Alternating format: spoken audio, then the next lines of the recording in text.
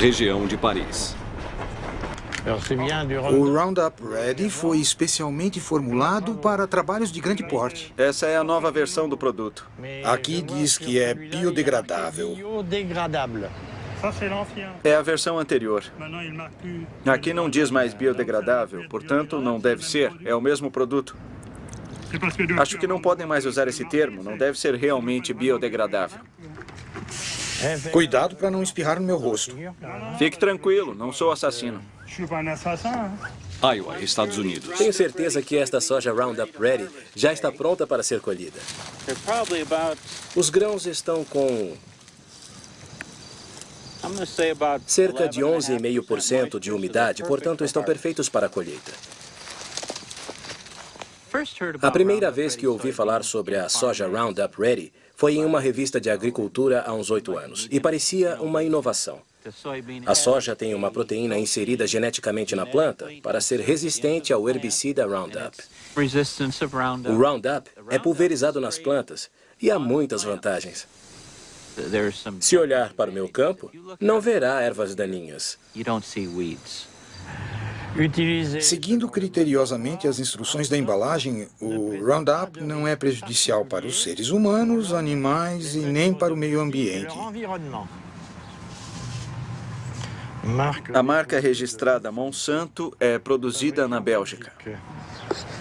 Não jogue o herbicida nos caracóis, senão não poderei comê-los. Cuidado com os morangos. Eu diria que os agricultores europeus deveriam experimentar a tecnologia Roundup Ready. Sinceramente, é boa para o meio ambiente, é um sistema sustentável. Então, experimente.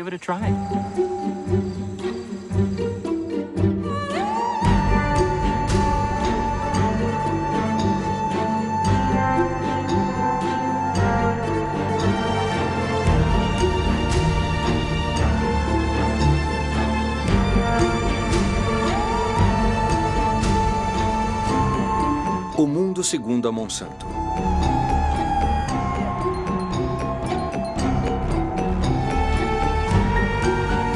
Propriedade particular. Não ultrapasse.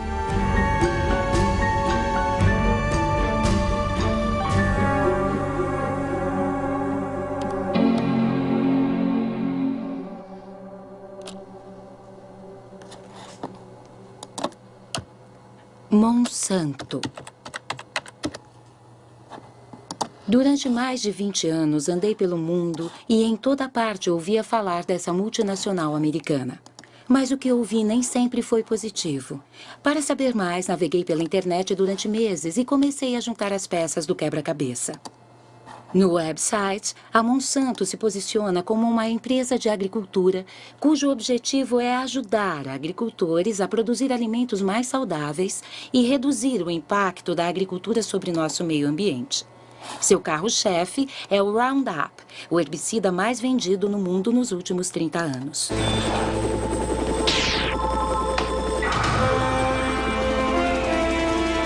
Uma aplicação. Adeus ervas daninhas. Roundup. A Monsanto também é a líder mundial em biotecnologia. 90% dos organismos transgênicos do planeta pertencem a ela. A maioria foi modificada geneticamente para resistir à aplicação do Roundup. É o caso da soja Roundup Ready. St. Louis, Missouri, Estados Unidos.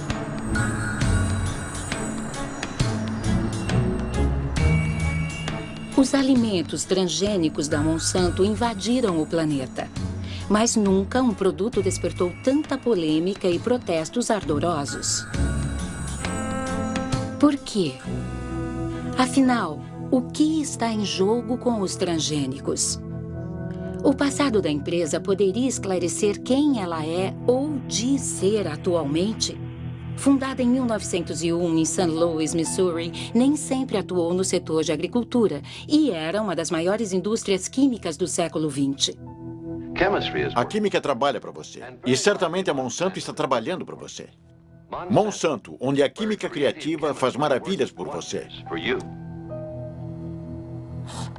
As maravilhas apregoadas neste comercial fizeram da Monsanto uma das empresas mais controversas da era industrial. Plástico poliestireno. Agente laranja.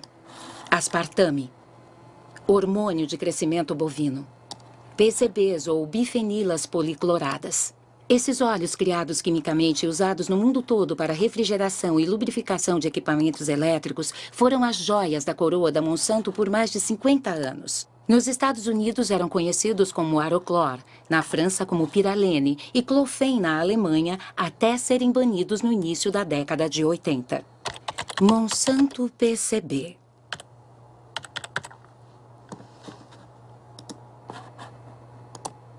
Um artigo de 2002 do Washington Post denuncia: a Monsanto escondeu décadas de poluição. Isso aconteceu em Anniston, no Alabama. Anniston, Alabama, Estados Unidos.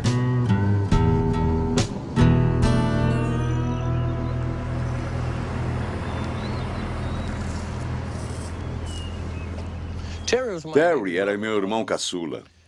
Ele morreu em 1971 de câncer no cérebro, tumor no cérebro, câncer de pulmão e problemas cardíacos. Ele tinha 16 anos. Nos últimos 3 anos, perdi a maioria dos meus amigos e todos morreram de doenças como o câncer, diabetes, hepatite, doenças provocadas ou relacionadas aos PCBs.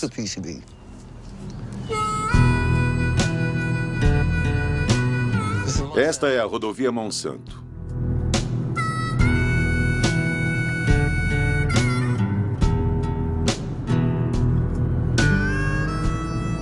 Esta é a região de negros. Eles ainda vivem aqui, apesar de todas as casas terem sido contaminadas. Aquele jardim à direita foi limpo há uns 6 meses.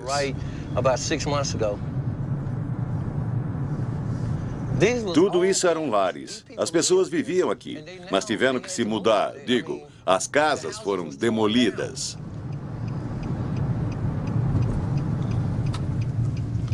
Essa é a casa onde meu irmão morreu, a casa onde cresci.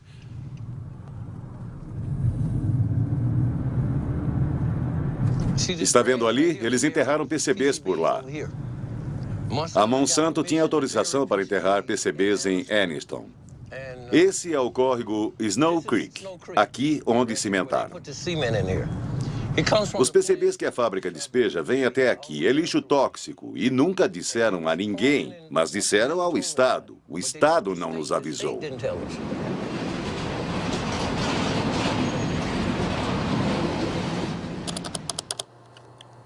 PCB Monsanto sabia. Mas o que exatamente? Uma organização para a proteção do meio ambiente em Washington, D.C., liderada por Ken Cook, colocou na internet arquivos internos da Monsanto. A maioria está classificada como confidencial. Confidencial. Leia e destrua. 1937. Exposição ao PCB provoca efeitos sistêmicos tóxicos e erupção cutânea acneica. Em 1961, 2 empregados tiveram sintomas de hepatite após a ruptura de uma tubulação em uma fábrica que usava PCBs. Em 1966, os cientistas da Monsanto colocaram peixes nas águas do Snow Creek. Em 3 minutos e meio, todos estavam mortos. Poluição, memorando enviado aos executivos de vendas em 1970. Este é o documento que realmente nos conta a história. Aqui eles dizem: não podemos admitir a perda de nenhum dólar sequer em faturamento. Os moradores de Anniston não foram avisados sobre o lixo tóxico que lhes foi infligido, porque eles não queriam perder nenhum dólar. E somente quando os representantes legais dos cidadãos de Anniston forçaram a Monsanto, juridicamente, a apresentar esses documentos secretos internos, que soubemos o que eles sabiam. Eles sabiam de toda a verdade desde o início. Eles mentiram, esconderam os fatos de seus vizinhos, em muitos casos esconderam das autoridades. E quando informaram essas autoridades que exigiam medidas imediatas, as autoridades, em vez de ficar ao lado do povo que foi envenenado, ficaram ao lado da empresa, ao lado da Monsanto. Isso é absolutamente monstruoso e imperdoável.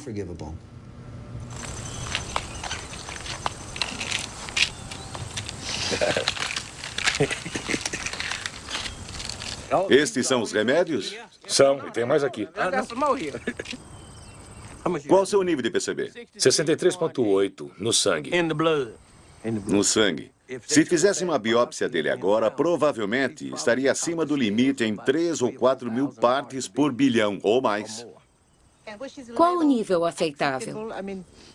Aceitável são 2 partes por bilhão. É o padrão em todo o mundo. Mas aqui nós temos mais PCBs em nosso sangue, em nosso corpo, do que qualquer outra pessoa no mundo inteiro. É comum aqui conversar sobre o nível de PCBs das pessoas? Todos conversamos sobre isso, porque é uma preocupação de toda a família. As crianças me perguntam, Sr. Baker, meus testes disseram que tenho 3 partes por bilhão no meu sangue. Quanto tempo acha que ainda me resta? É uma história horrorosa. Mas o que os cientistas acham disso? Na internet, encontramos inúmeros artigos sobre os efeitos dos PCBs na saúde humana. David Carpenter é um dos mais qualificados especialistas neste campo. Foi ele que realizou os testes com os cidadãos de Anniston. Todos temos PCBs em nossos organismos. Os ursos polares e os pinguins têm PCBs, e o que aconteceu é que antigamente havia apenas alguns locais em que os PCBs eram despejados. Mas com o tempo foram para o ar, para a água, e o resultado é que atualmente o mundo inteiro está contaminado com PCBs. A questão é que muitas doenças são provocadas por PCBs. A que todo mundo conhece é o câncer. Reunião dos moradores de Anniston expostos aos PCBs.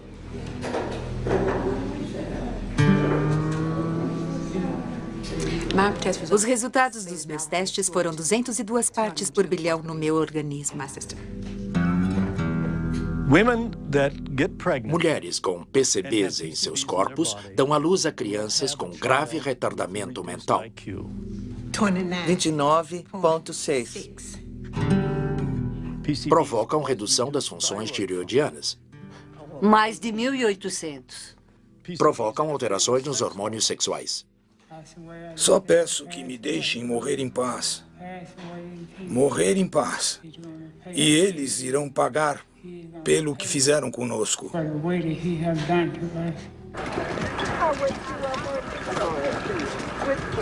Em 2001, 20 mil cidadãos de Anniston moveram 2 processos contra a Monsanto. A Monsanto e sua subsidiária Solutia fizeram um acordo de 700 milhões de dólares para compensar as vítimas, limpar o solo e construir um hospital especializado. Mas nenhum executivo da Monsanto foi processado. Para fazer justiça. Pelas leis americanas, na maioria das vezes, é muito raro que os executivos dessas empresas sejam responsabilizados criminalmente. Para isso, temos o sistema civil, os tribunais cíveis, onde os fazemos pagar. Mas a verdade é que as compensações que as empresas pagam, décadas depois, são uma fração de seus lucros. Por isso, vale a pena manter esses problemas em segredo. E nos perguntamos o que estarão escondendo nesse exato momento. Devo dizer, não podemos jamais confiar em uma empresa como a Monsanto para falar a verdade sobre a poluição ou sobre produtos. Não podemos confiar neles. Ken Cook diz que não podemos confiar em uma empresa como a Monsanto. E no caso do Roundup, o herbicida preferido mundialmente usado tanto por jardineiros quanto por agricultores? De que se trata exatamente? Roundup é o nome comercial que a Monsanto deu ao glifosato, assim chamado herbicida não seletivo ou mata-mato, porque ele destrói todas as plantas. Vendido pela primeira vez em 1974, deve-se o tremendo sucesso à afirmação da Monsanto de que é biodegradável e bom para o meio ambiente. Esse é Roundup, o primeiro herbicida biodegradável. Destrói as ervas daninhas desde a raiz, mas deixa o solo e o osso do Rex livres de poluição. Roundup, o assassino de ervas daninhas. Roundup biodegradável. Ken Cook estava certo. A empresa foi considerada culpada por propaganda enganosa 2 vezes. A primeira vez foi em Nova York, em 1996, e a segunda, na França, em 2007. Os juízes concluíram que as frases biodegradável, deixa o solo limpo e respeita o meio ambiente eram propaganda enganosa. Segundo um especialista, um teste conduzido pela própria Monsanto provou que apenas 2% do produto havia sido assimilado após 28 dias. É por isso que a Monsanto retirou a palavra biodegradável das embalagens. Mas isso não é tudo. Muitos estudos científicos provaram que o Roundup é altamente tóxico. Por exemplo, ele provoca disfunções na divisão celular, como mostra o estudo do professor Robert Bellet.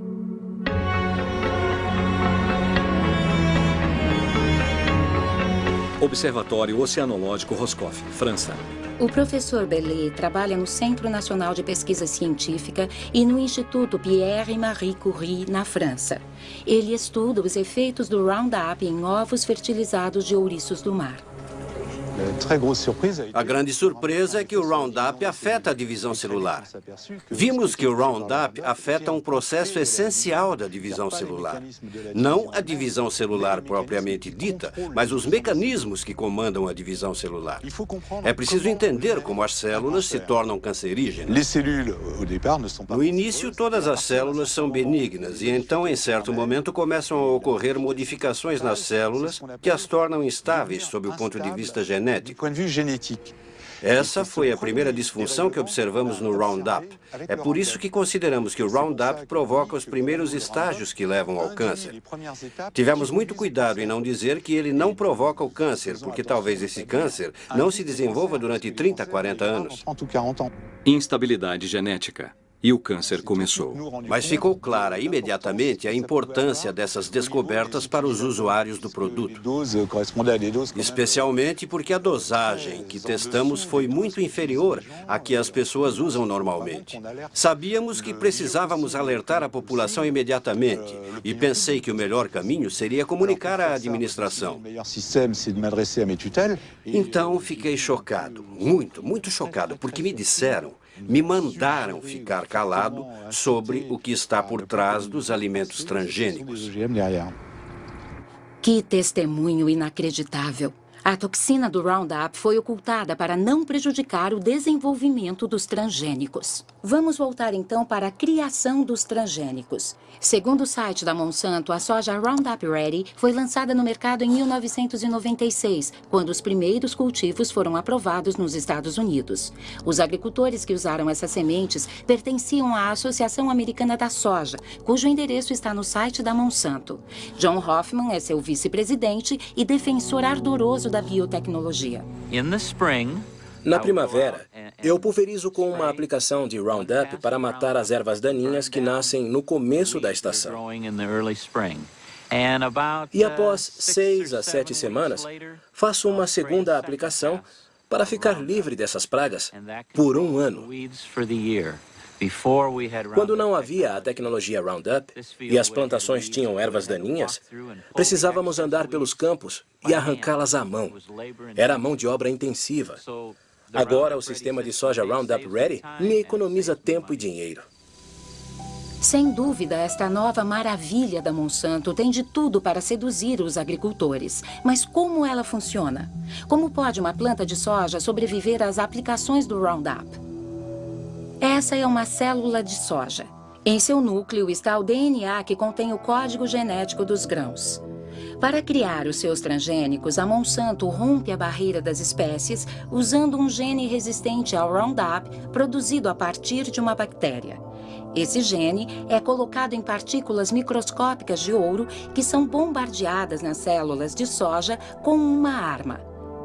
O gene penetra no DNA e dá origem a uma proteína que torna a planta resistente ao Roundup. Quando o herbicida é pulverizado nos campos, mata todas as ervas daninhas, deixando as plantas de soja intactas.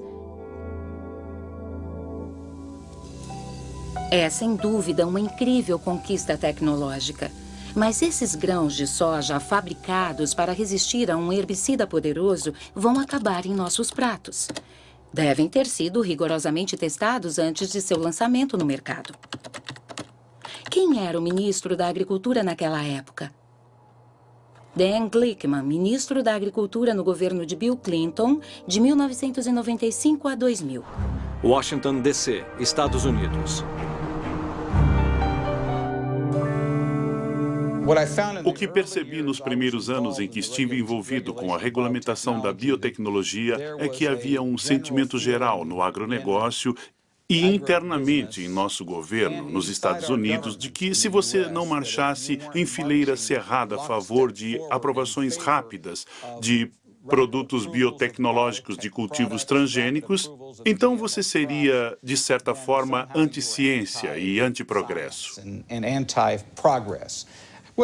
Sinceramente, acho que havia uma porção de gente no setor da agricultura industrial a quem não interessava as análises e testes que provavelmente deveríamos ter efetuado, pois tinham investido muito dinheiro nos produtos e, certamente, quando me tornei ministro e responsável pelo Departamento Regulatório da Agricultura, havia muita pressão sobre mim para não me empenhar muito no assunto, digamos assim.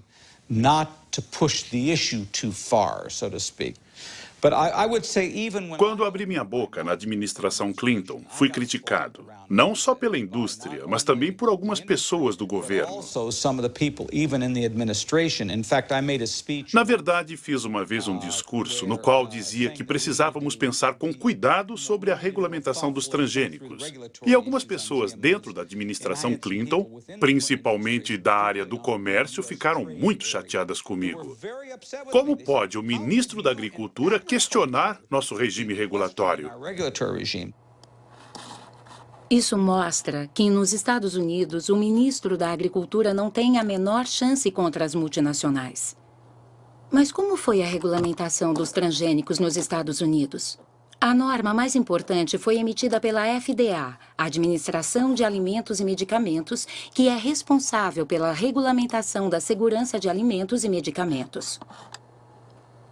Título: Alimentos derivados de novas variedades de plantas. Data: 29 de maio de 1992. Princípio 1. Os alimentos obtidos a partir de modificações genéticas são regulamentados segundo as normas já existentes aplicáveis aos alimentos produzidos a partir do cultivo tradicional. Obviamente, a FDA decidiu não criar uma nova categoria específica para os transgênicos. Para mais informações, contatar James Mariansky, que chefiava o Departamento de Biotecnologia na época. Cidade de Nova York, Estados Unidos.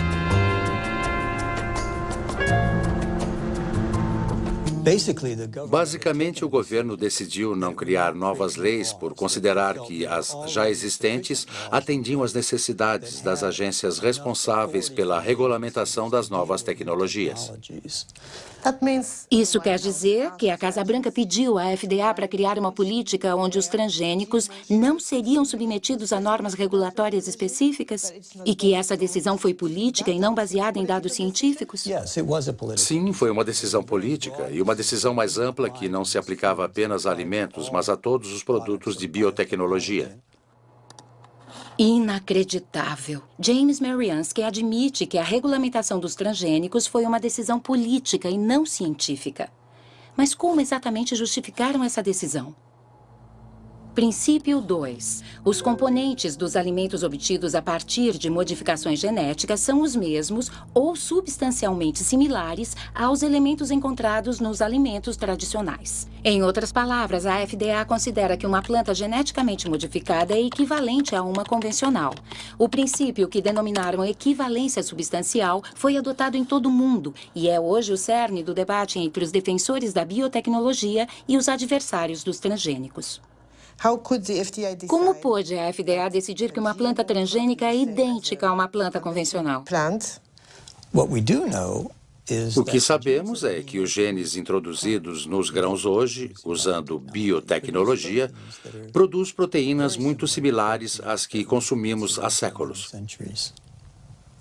Essa é a posição oficial da FDA sobre o assunto, contestada por Jeffrey Smith, autor de vários livros sobre transgênicos. Michael Hansen, perito científico da Associação dos Consumidores dos Estados Unidos, e pelo escritor Jeremy Rifkin, que foi o primeiro a denunciar o princípio da equivalência substancial. Os cultivos transgênicos são uma realidade graças à manobra da FDA. Eles disseram que os alimentos não eram diferentes. Usaram as expressões substancialmente equivalente, não significativa ou uniformemente diferentes e acabaram chegando a uma terminologia conhecida, geralmente reconhecida como segura, ou GRAS. Para alguma coisa ser geralmente reconhecida como segura, é necessário que haja a publicação e revisão científica de inúmeros estudos, além de consenso absoluto na comunidade científica. Com os transgênicos não houve nenhum dos dois. O que a FDA estava dizendo é que se introduzíssemos um gene em uma planta, esse gene era DNA. E como temos uma longa história de consumo de DNA, podemos dizer que essas plantas são GRAS.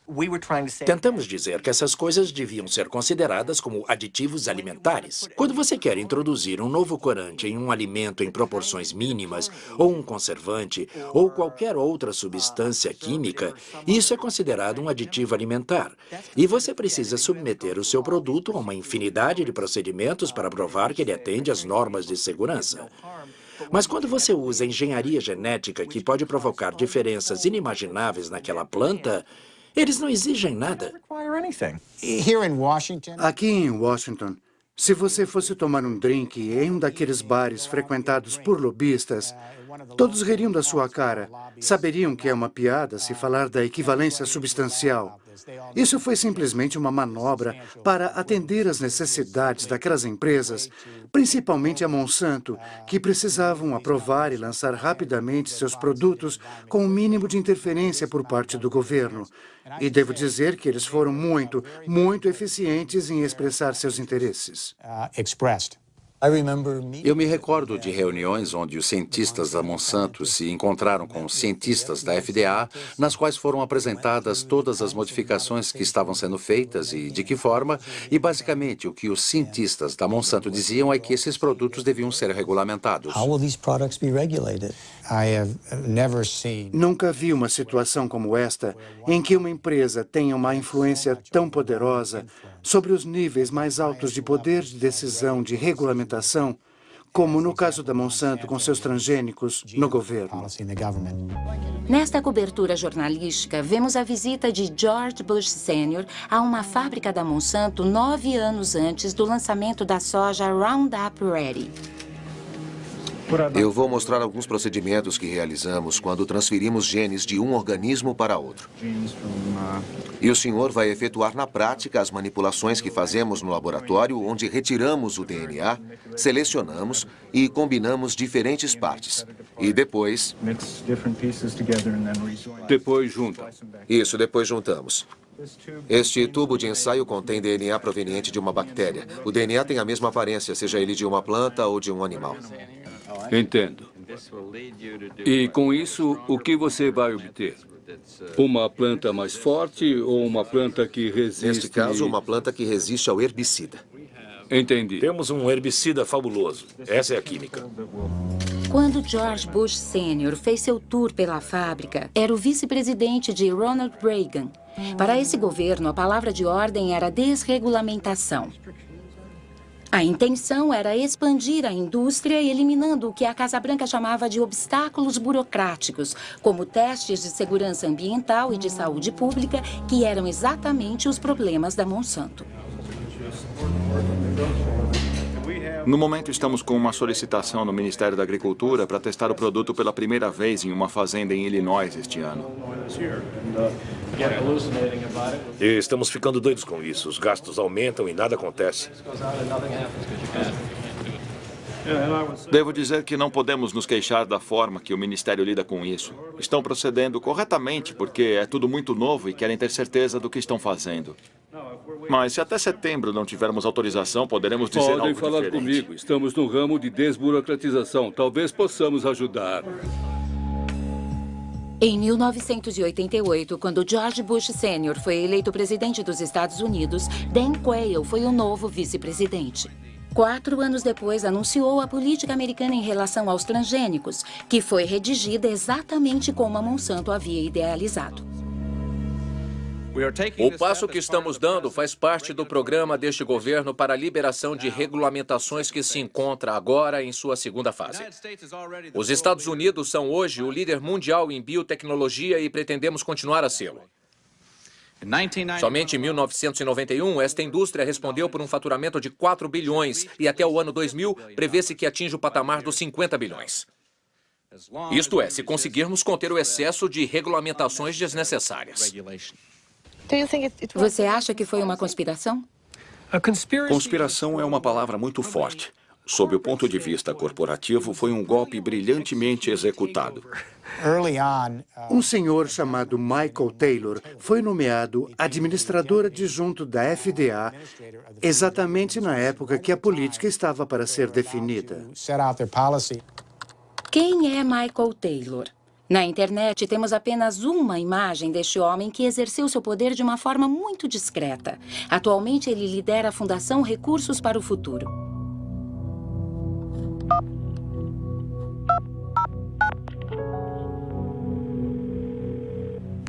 Alô, aqui é Marie Monique. Alô, aqui é Michael Taylor. Minhas perguntas são sobre sua atuação na FDA. Antes de ser contratado pela FDA, o senhor trabalhou como advogado da Monsanto por vários anos, não foi? Eu era sócio de um escritório de advocacia do qual a Monsanto era cliente. Tive a oportunidade de trabalhar em muitos assuntos da Monsanto, sim. E se eu entendi bem o que li, a FDA criou um cargo especialmente para o senhor, comissário adjunto para a política. Bom, Porque era especialmente importante na FDA naquela época devido aos novos transgênicos. Não teve nada a ver com os transgênicos. Absolutamente nada. Eu nem fui o autor dessa política. Isso não é verdade. Ele foi para a FDA em julho de 1991. Até lá, ele trabalhou em um escritório de advocacia, o King & Spalding. Entre seus clientes pessoais estavam não só a Monsanto, mas também o Conselho Internacional de Biotecnologia Alimentar, IFBC, para quem ele redigiu uma proposta de como os alimentos transgênicos deveriam ser regulamentados. Se você comparar a proposta que foi escrita por Michael Taylor para o IFBC com a política publicada pela FDA, verá que são muito similares. Então, se ele não a escreveu, parece que alguém pegou o que ele tinha escrito e fez pequenas alterações para a política. O Sr. Taylor era o comissário adjunto na época e o responsável por assegurar a liderança para o projeto. Como uma espécie de chefe, de líder, um elaborador da política, assegurar que o projeto fosse finalizado. A Monsanto jogou suas cartas muito bem, tanto do ponto de vista político quanto regulatório. Eles tiveram um papel fundamental para a aprovação do hormônio de crescimento bovino e também para a forma como a questão da engenharia genética foi conduzida. Michael Hansen acabou de mencionar o hormônio de crescimento bovino. O que vem a ser isso? Trata-se de um hormônio transgênico que, injetado nas vacas, aumenta a produção de leite em 20%. Seria um eufemismo dizer que recebeu algumas críticas. Os hormônios ameaçam nossa saúde. Veneno mortal. Manipulação. Chamado RBGH, hormônio de crescimento bovino recombinante, a Monsanto começou a vendê-lo para produtores de laticínios em 1994, sob o nome comercial Posilac. Propaganda para produtores de laticínios.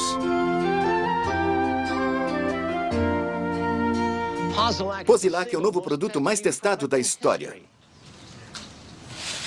Você sentirá rapidamente os resultados extraordinários que ele proporciona. Fazenda Experimental Monsanto. Em 1985, a Monsanto solicitou à FDA a aprovação do lançamento do Posilac. Os peritos do Centro de Medicina Veterinária da FDA revisaram os testes que a empresa realizou com rebanhos experimentais.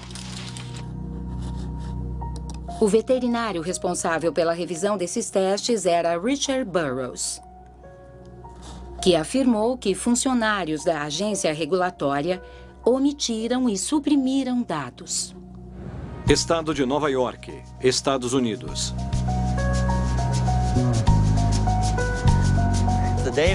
Os dados que a Monsanto nos apresentou não estavam completos. Faltavam várias informações importantes para a indústria de laticínios. Eles não abordavam questões importantes como a incidência de doenças como a mastite, que é uma infecção nas glândulas mamárias, e problemas de reprodução.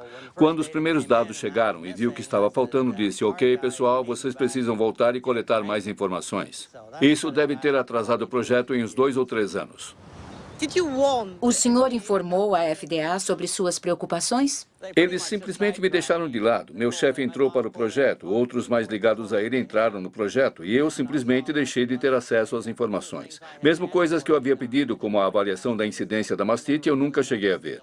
Porque quando você está no caminho deles, eles te afastam. Fui jogado para escanteio. E depois me demitiram. Um dia me levaram até a porta e disseram simplesmente que meus dias na FDA tinham chegado ao fim. O senhor foi ameaçado? Fui. Principalmente pelo advogado da Monsanto. Quando eu processei a FDA, o advogado da Monsanto disse para meu advogado que se eu usasse qualquer segredo da empresa em minha defesa, eles iriam me processar. No fim, a FDA foi forçada a readmitir esse veterinário íntegro. Mas depois, desiludido, Richard Burroughs acabou pedindo demissão. A internet também menciona arquivos confidenciais que teriam sido roubados da FDA e enviados ao Dr. Samuel Epstein, chefe da Coalizão para a Prevenção de Câncer. Chicago, Illinois, Estados Unidos.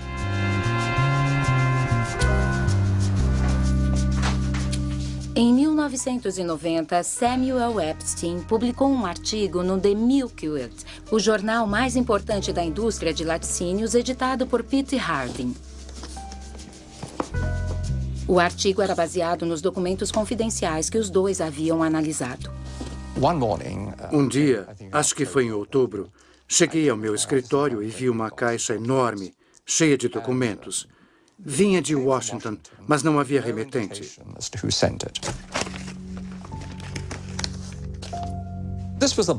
A caixa continha arquivos de todos os registros da Monsanto que haviam sido apresentados à FDA sobre os testes veterinários realizados nos últimos 6 anos. Isso foi muito divertido. Muitos dos documentos eram documentos originais e, como diz aqui, confidenciais. Contém informações confidenciais que não podem ser reproduzidas, reveladas a pessoas não autorizadas ou enviadas para fora da companhia sem expressa autorização. Como jornalista investigativo, esse é o tipo de matéria que adoro escrever. Com a revelação dessa informação, a Monsanto e a FDA ficaram muito irritadas. Porque pudemos concluir que haviam alterações fisiológicas seríssimas nos animais submetidos ao tratamento com hormônios, quando comparados com os outros animais do grupo de controle.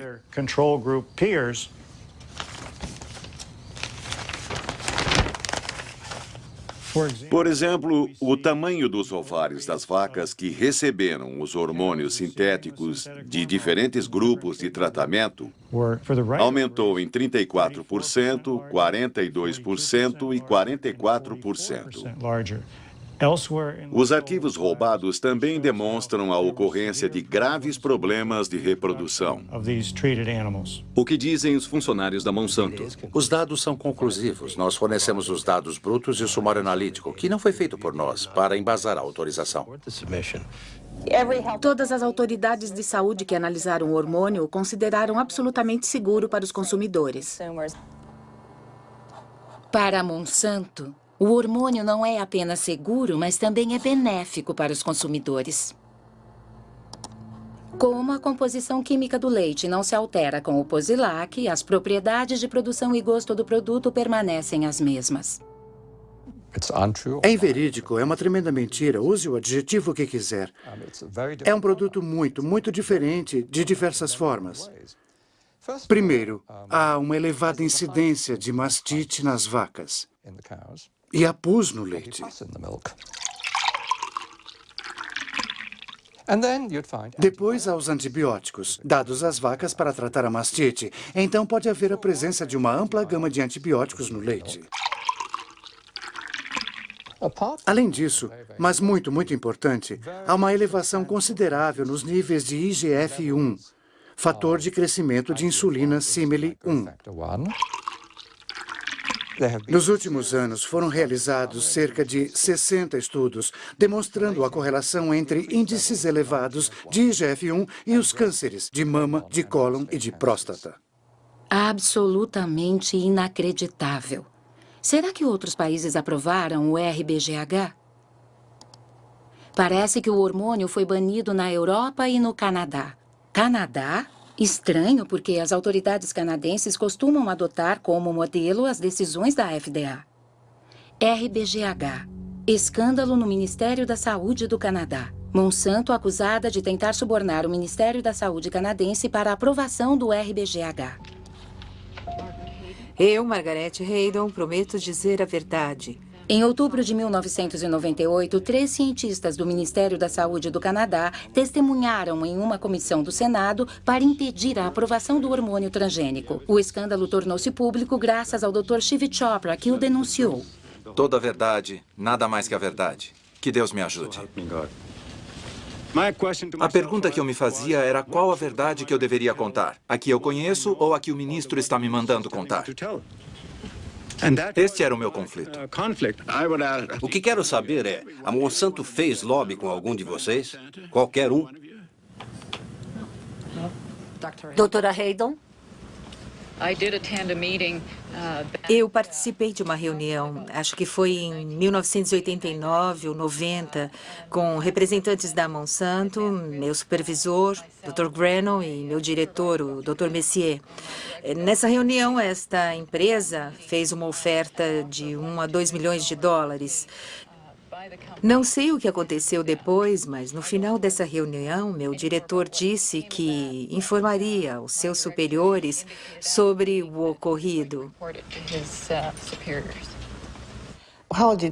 E como reagiu a Monsanto? Bom, a Monsanto não negou que fez a oferta de 1 a 2 milhões de dólares nessa reunião. Mas depois eles tentaram dizer essa verba era para fazer mais pesquisas no Canadá, para testar mais vacas, o que fosse preciso. Mas isso foi o que aconteceu no Canadá e o hormônio não foi aprovado. E com base nas revelações do Canadá, o Parlamento Europeu vetou-o para sempre. Agora, de repente, nós 3, Margaret Haydon, Gerard Lambert e eu, fomos demitidos por desobediência. Foram despedidos? Os 3. Agora a nossa briga é no tribunal. Digam não ao hormônio de crescimento bovino. O Congresso dos Estados Unidos também abriu uma investigação a pedido dos opositores do RBGH que não aceitavam a proibição do rótulo sem RBGH nas embalagens de leite. Mas o mais curioso é que essa investigação nunca foi concluída. Hormônio de crescimento bovino, o BGH, testa a aceitação da engenharia genética pelos consumidores. No lixo! Joga no lixo! O hormônio bovino foi a primeira grande aplicação da biotecnologia na indústria alimentícia. E a Monsanto é uma corporação extremamente poderosa, com muitas ramificações nos primeiros escalões do governo e órgãos regulatórios. Acho que a ética predominante no governo federal era: a biotecnologia é tão importante que não podemos deixar que questões menores, como a saúde das pessoas e dos animais, a atrapalhem. A FDA o aprovou porque muitas pessoas que ocupavam posições-chave na Monsanto vieram para a FDA e conseguiram sua aprovação. É como portas giratórias, como uma hélice, uma espiral. Portas giratórias? Sim, portas giratórias.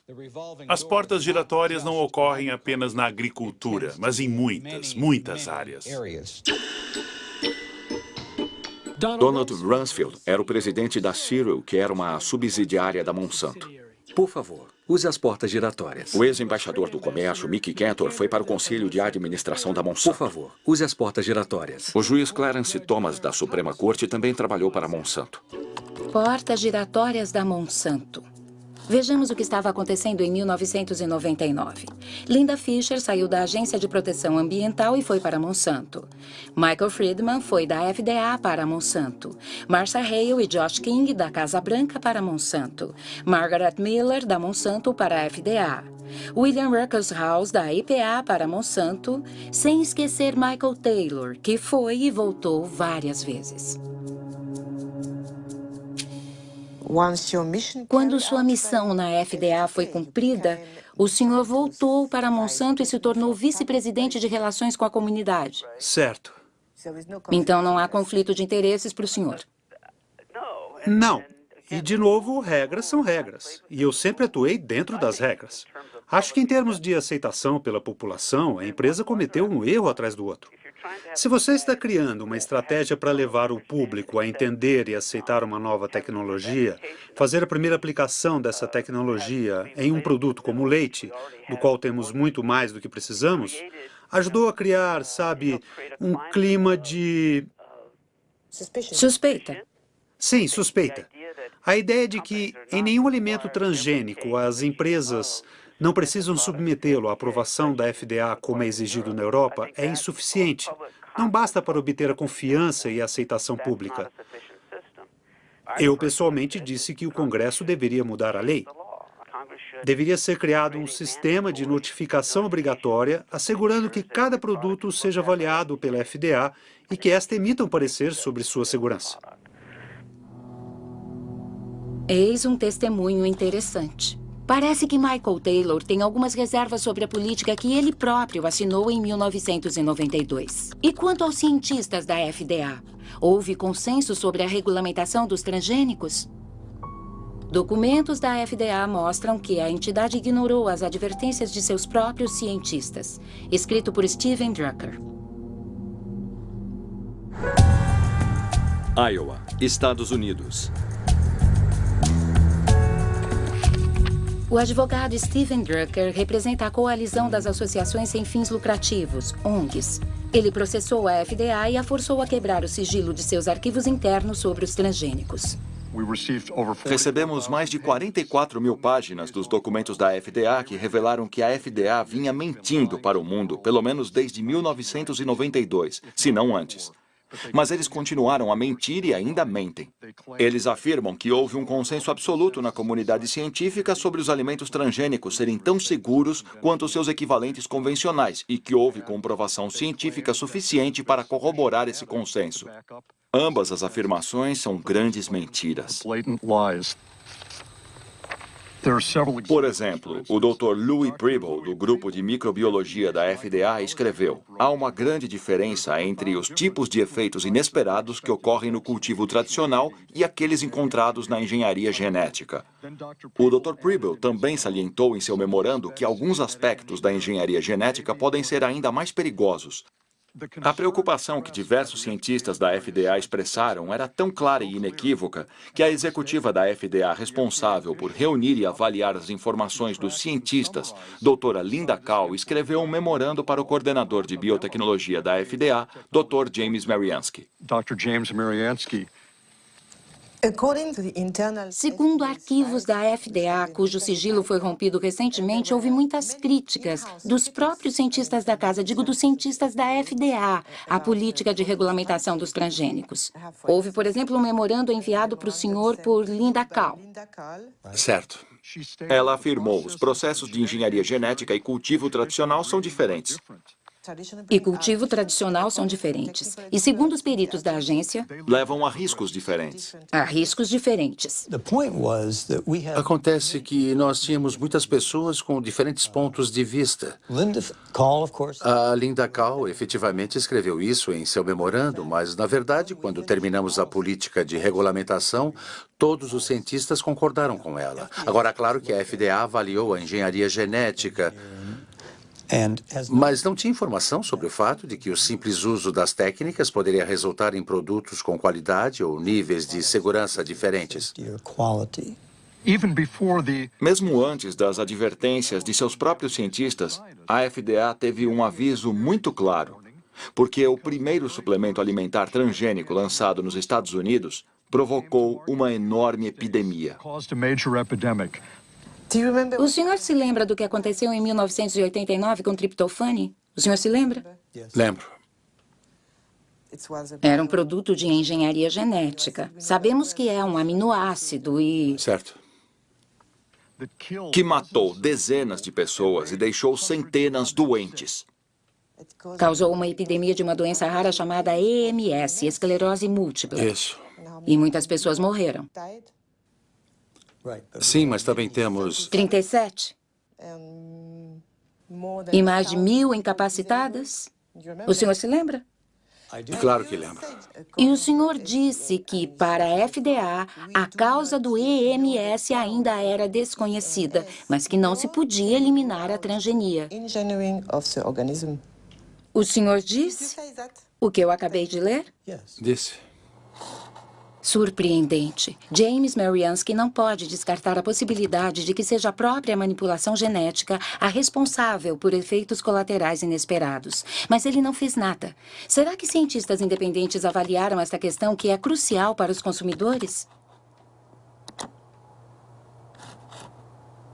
Arpad Pusztai, cientista reconhecido mundialmente, perdeu seu emprego quando alertou sobre alimentos transgênicos. 1998. Aberdeen, Escócia.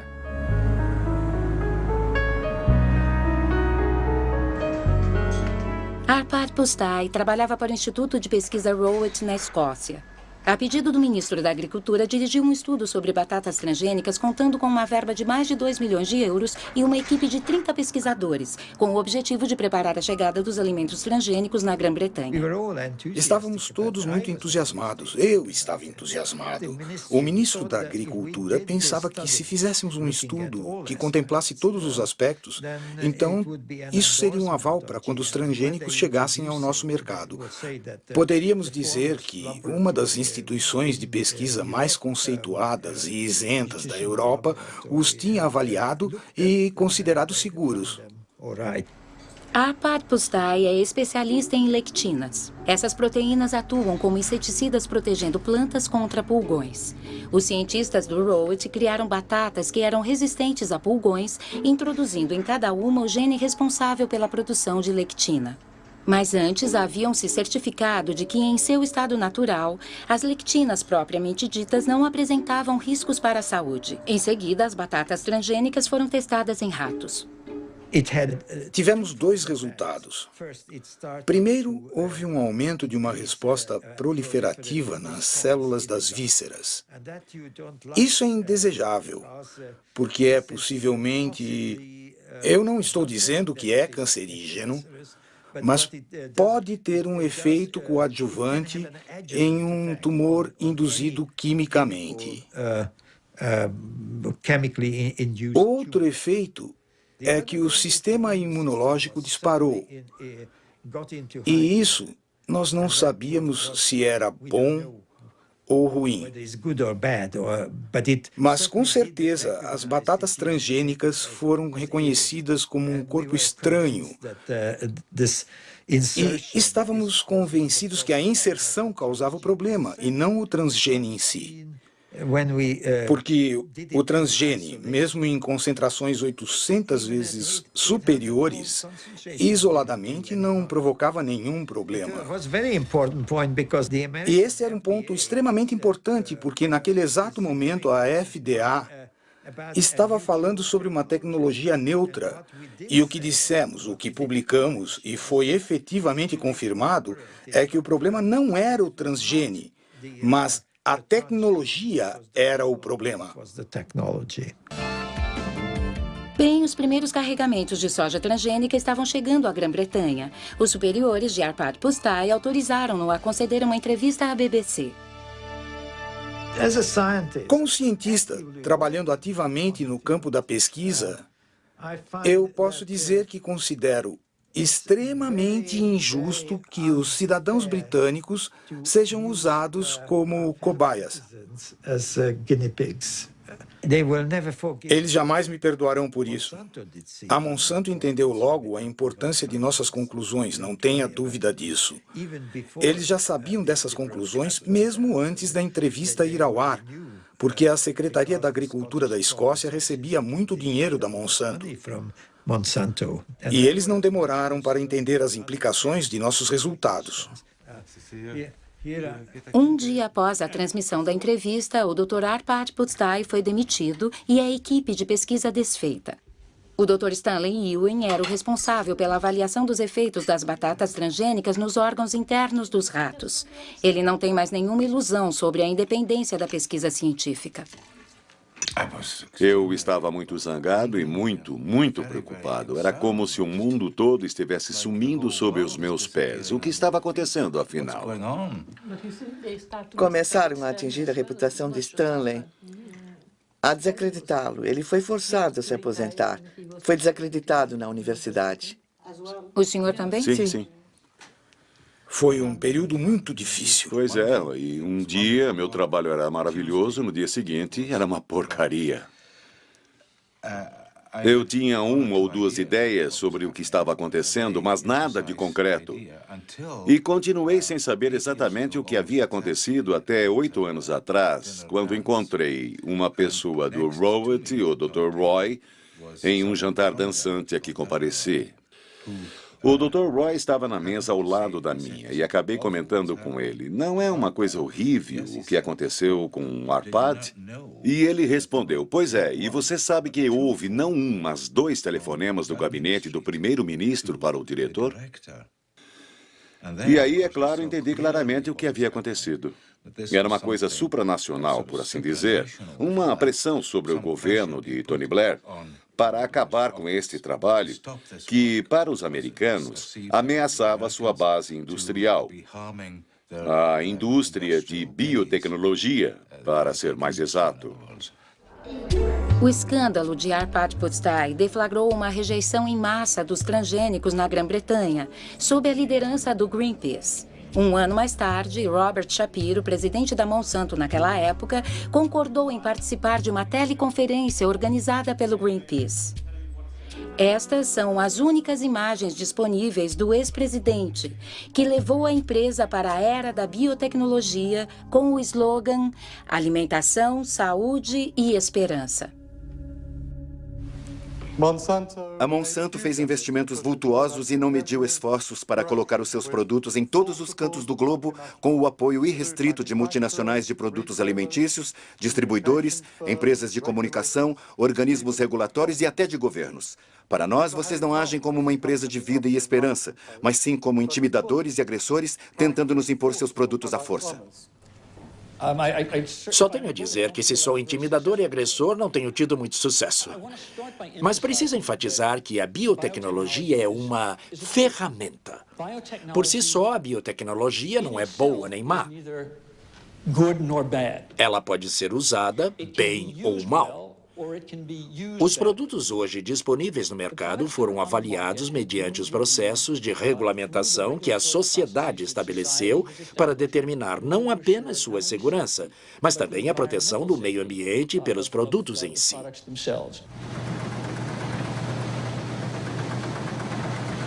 Após 10 anos de participação no mercado, a soja Roundup Ready representa 90% de toda a soja plantada nos Estados Unidos. Na verdade, 70% dos alimentos hoje disponíveis no mercado americano contêm elementos transgênicos. Ao contrário da Europa, os consumidores americanos não podem fazer uma escolha consciente porque a rotulagem de transgênicos é proibida. E isto é consequência direta do princípio da equivalência substancial. Eu tenho um grão de soja na minha mão e posso até comê-lo. É muito seguro. Acho que a FDA acredita que, em termos de segurança alimentar, a soja transgênica é tão segura quanto qualquer outra variedade. E como a FDA tem certeza disso? Nos baseamos em todas as informações que a empresa forneceu para a FDA, que foram revisadas pelos cientistas da FDA. A empresa não tem qualquer interesse em criar um estudo que mascare os resultados. Como James Mariansky pode estar tão certo disso? Se eu digitar Monsanto, falsificação de pesquisas científicas, chego a 174 mil resultados de busca. Entre eles, um relatório da Agência de Proteção Ambiental dos Estados Unidos. Monsanto acusada de falsificar os resultados de pesquisa da cancerogenicidade das dioxinas. Nitro, Virgínia Ocidental, Estados Unidos. A história começou em Nitro, uma fábrica da Monsanto que produzia um poderoso herbicida chamado 2,4,5-T. Em 1949, uma explosão na fábrica provocou efeitos colaterais inesperados. 228 trabalhadores desenvolveram uma doença extremamente desfigurante, a chamada cloracne, provocada pela dioxina, subproduto altamente tóxico do 2,4,5-T.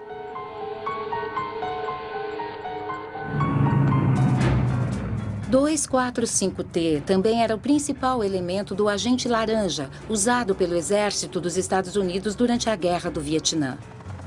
Durante a guerra, 40 milhões de litros de agente laranja, contendo cerca de 400 quilos de dioxina pura, foram pulverizados nas árvores do sul do Vietnã. 3 milhões de pessoas foram contaminadas, incluindo milhares de soldados americanos. Após 40 anos do fim da guerra, a dioxina continua a fazer vítimas.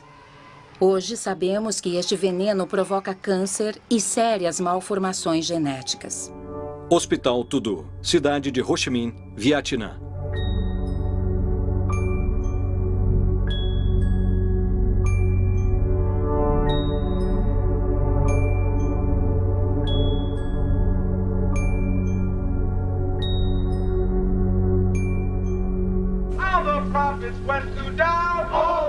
Em 1978, enquanto veteranos americanos do Vietnã moviam uma ação contra o fabricante do agente laranja, a Monsanto patrocinou as pesquisas sobre os efeitos a longo prazo da dioxina. A empresa pagou cientistas para comparar a saúde dos trabalhadores expostos durante o acidente da Nitro, 30 anos atrás, com a saúde de trabalhadores não expostos.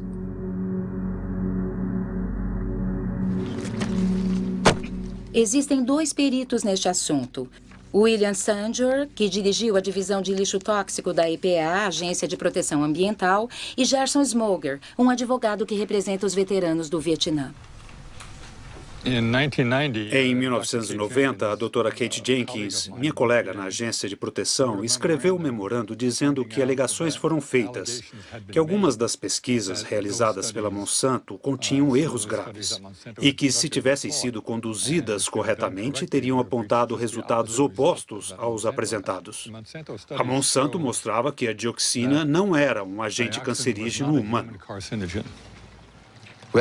Isso quer dizer que eles tinham as informações primeiro e que as manipularam para chegar aos resultados que desejavam. Isso é absolutamente... Uma pesquisa não se faz desse jeito, nunca. Mas eles fizeram errado e chegaram aos resultados que queriam. Depois descobriu-se que pacientes de câncer de uma das pesquisas tinham sido relacionados como expostos à dioxina e essas mesmas 5 pessoas, em outra pesquisa, tinham sido relacionadas como não expostas. Quando você coloca todos esses cânceres na lista dos não expostos, parece que as pessoas não expostas estão contraindo tantos cânceres quanto as expostas. Aí você conclui, bom, não há diferença, é tudo igual. Assim, milhares e milhares de veteranos não receberam qualquer compensação pela exposição ao agente laranja. Então, todas as políticas nos Estados Unidos foram afetadas por essas pesquisas por 7 a 9 anos. Como boa cientista e excelente colaboradora da EPA, e por sinal, uma pessoa absolutamente destemida, Kate Jenkins escreveu um memorando para a direção científica da EPA, pedindo-lhes que revisassem as 2 pesquisas e verificassem se haviam sido realizadas corretamente. O fato é que não houve qualquer investigação da Monsanto. Ela não existiu. Ninguém verificou as pesquisas. Ninguém. Ponto final. A única pessoa a ser investigada foi a Kate Jenkins, a denunciante. A pobre mulher teve sua vida transformada no inferno, foi perseguida, assediada, teve de mudar de emprego.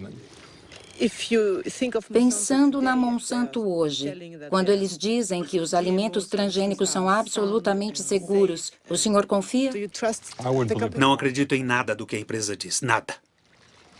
Eu poderia talvez acreditar numa entidade independente que avaliasse essas afirmações, dependendo da efetiva independência e eficiência dessa entidade.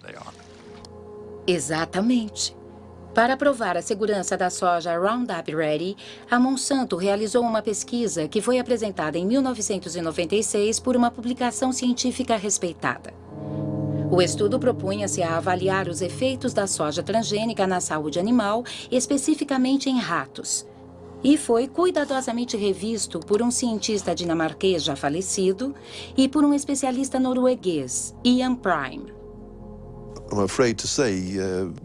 Lamento dizer que o valor científico deste estudo é muito pobre. É uma decepção, uma grande decepção. Principalmente porque este trabalho deveria dar respaldo ao princípio da equivalência substancial. Por exemplo, aqui diz que a alimentação dos animais proporcionou alguma certeza de que não haviam ocorrido mudanças significativas. Alguma certeza não é suficiente para mim. Eu não quero alguma certeza, eu quero 100% de certeza. Na página 723, eles dizem também que, exceto pela cor de um marrom mais escuro, os fígados têm aparência normal na necrópsia. Mas você não pode dizer isso sem examinar o interior do órgão, fazer secções mostrando no microscópio que não há diferença. Eles também usaram ratos mais velhos. Obviamente, se quiser evitar problemas, use animais adultos. Mas se você realmente quiser avaliar a ocorrência de alterações, deve usar animais mais jovens, é claro. De certa forma, podemos dizer que isso é tudo menos ciência, porque há uma porção de informações que deveriam ter sido apresentadas e sequer foram mencionadas. O senhor tentou ter acesso aos dados brutos? Eu não, mas um colega meu tentou, e foi extremamente frustrante. O tempo que ele passou indo de um escritório para outro, até finalmente ele receber um não como resposta. Se não houvesse nada a esconder, ver esse material não seria um problema. Pelo contrário, qualquer um se disporia a entregar os seus dados para que pudessem ser avaliados. Mas quando há uma recusa, você começa a suspeitar. Por quê? O que está acontecendo aqui?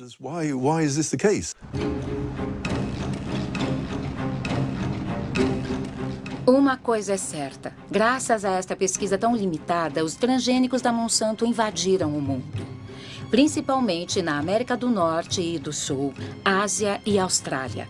Após apenas 10 anos, os cultivos transgênicos estão presentes em 250 milhões de acres.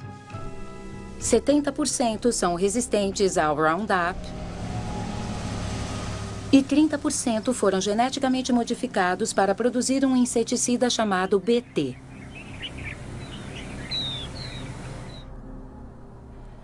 A partir de 2001, a empresa passou a publicar anualmente um documento intitulado O Nosso Compromisso, uma espécie de declaração ética na qual a Monsanto procura justificar suas práticas comerciais. Mas no centro da oposição aos transgênicos está o assunto de patentes. Aqui a Monsanto chama sua propriedade intelectual, cujo objetivo é proteger seus investimentos. Protegendo o nosso investimento. Na América do Norte, todos os agricultores que compram sementes transgênicas devem assinar um acordo de tecnologia pelo qual se comprometem a respeitar a patente da empresa sobre o gene modificado. Cultivos transgênicos são protegidos pela lei de patente dos Estados Unidos. E por isso eu não posso guardar a semente para replantar no ano seguinte. Isto é uma proteção para a Monsanto, para as empresas de biotecnologia, porque elas investiram milhões e milhões de dólares para criar esta nova tecnologia. E como a Monsanto fica sabendo se alguém replantou as sementes?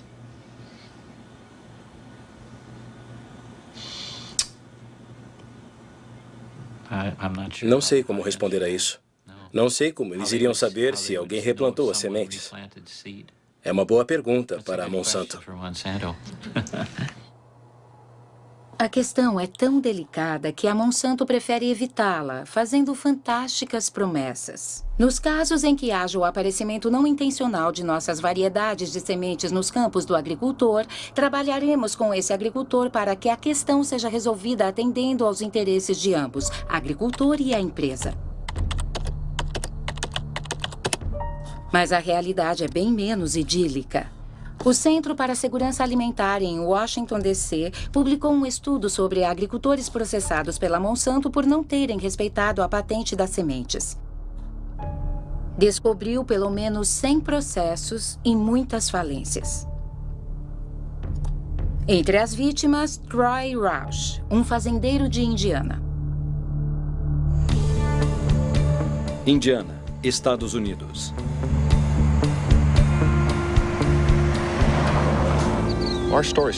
A nossa história começa em 1999. Um cavalheiro, e esse não é o melhor termo para descrevê-lo, apareceu na fazenda dos meus pais, dizendo ser um investigador particular contratado pela Monsanto para investigar agricultores que estariam guardando as suas sementes. E nos perguntou de forma bem direta se nós estaríamos fazendo isso. Dissemos que não. E mostramos todas as nossas compras de herbicidas e de sementes, os recibos, e dissemos inclusive onde os havíamos comprado, dizendo que ele podia ir às lojas e checar. Ele disse que não seria necessário. E o que aconteceu é que eles nos processaram. A Monsanto moveu um processo contra mim, meu pai e meus 2 irmãos. E nos apresentaram documentos que, segundo eles, seriam amostras retiradas de nossos campos. Quer dizer, para retirar as amostras, a Monsanto teve que invadir a nossa propriedade e roubar as amostras. Nesse ano, eu me lembro, tínhamos 492 acres plantados de soja Roundup Ready e tínhamos um contrato de sementes no qual os campos estavam claramente especificados. Não era problema, portanto, isolar os campos e todo mundo sabia disso.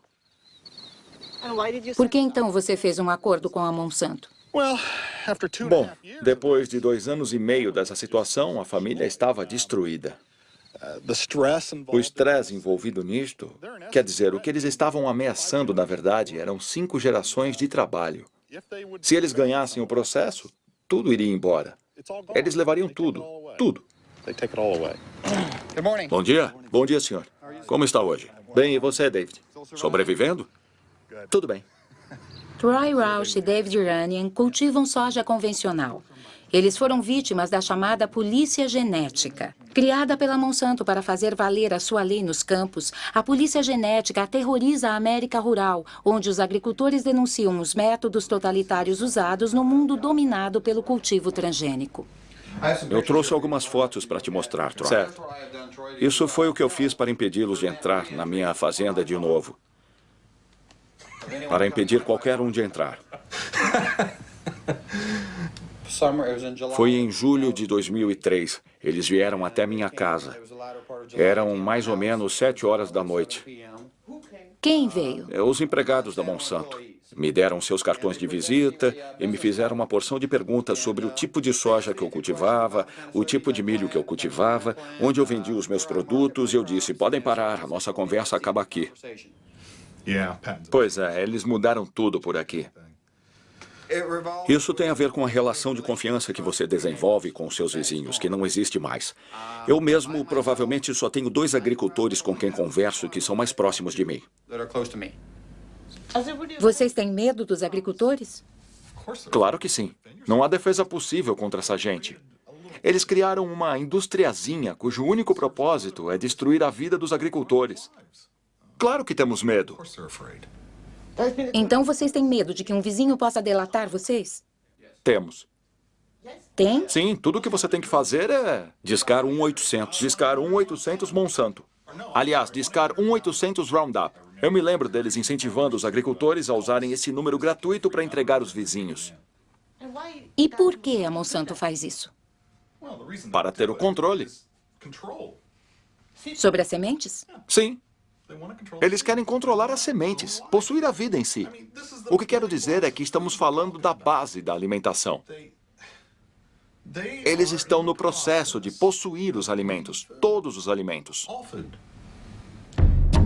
Entre 1995 e 2005, a Monsanto comprou mais de 50 empresas de sementes no mundo inteiro. Essas empresas produziam milho, algodão, trigo e soja e também sementes de tomates, batatas e sorgo. Em toda a parte, as pessoas se preocupam com o monopólio da Monsanto, que a longo prazo ameaça dizimar todas as variedades não transgênicas.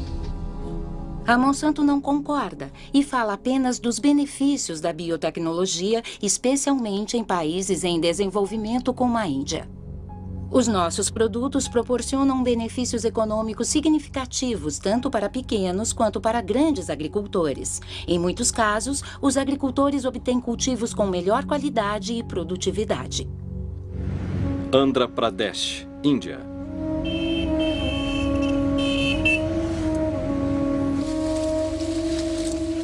A Índia é o terceiro produtor mundial de algodão.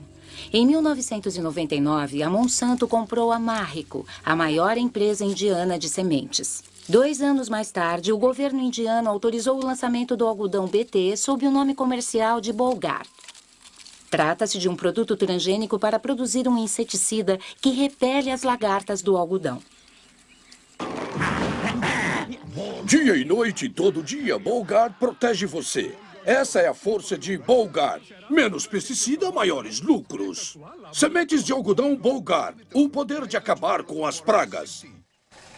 Desde 2001, Kiran Sakari e Abdul Gayam vêm acompanhando de perto o algodão transgênico cultivado por pequenos agricultores no distrito de Warangal. Todo ano, os 2 agrônomos publicam um relatório comparando o algodão transgênico ao convencional, em termos de produtividade e custo de produção.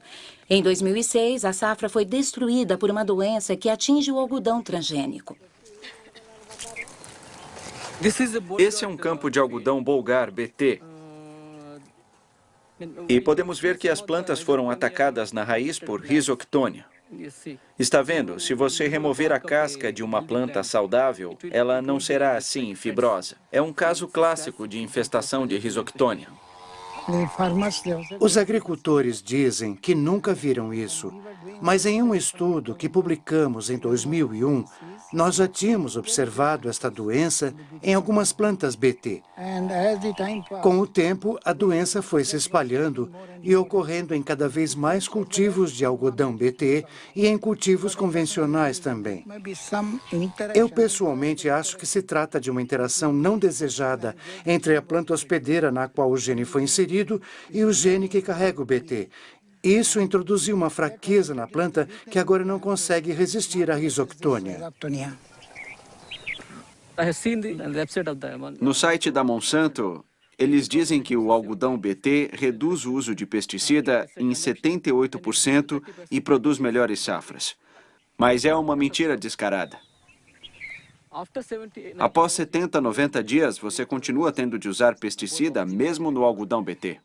Como se explica que tantos agricultores comprem sementes de algodão BT? Veja, os agricultores têm cada vez menos opções. Mesmo que queiram comprar sementes convencionais, eles não as encontram para comprar. Maharashtra, Índia.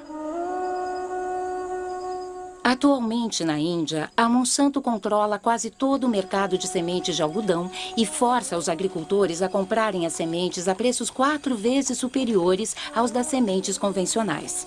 Pequenos agricultores se veem forçados a recorrer a agiotas, que cobram taxas de juros elevadíssimas.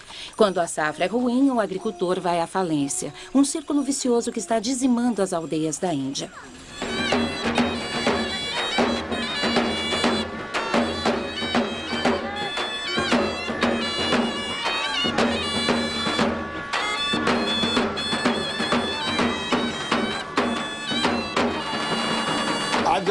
Por que ele se suicidou?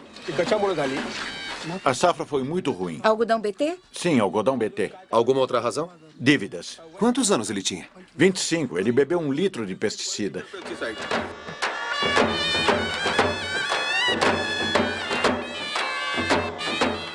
Esse foi o primeiro suicídio? Não, o segundo.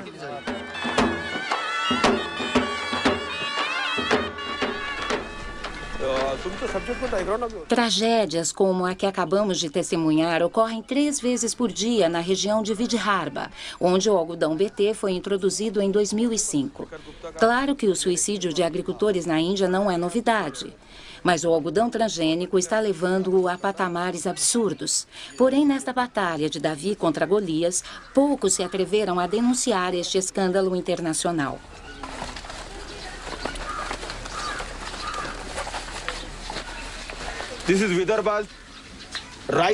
Este é o mapa do algodão cultivado na Índia.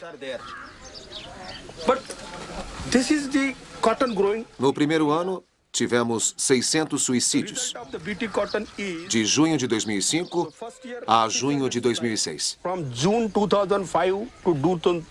No segundo ano, que ainda não acabou, já tivemos 680 suicídios. Ou seja, é um desastre. É um desastre absoluto, sim.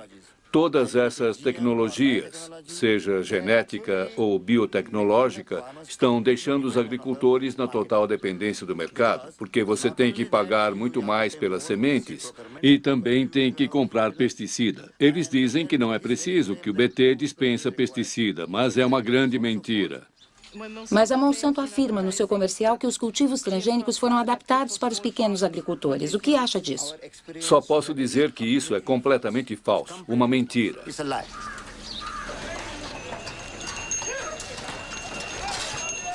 Neste dia, em dezembro de 2006, a rebelião começava a germinar no maior mercado de algodão do estado de Maharashtra.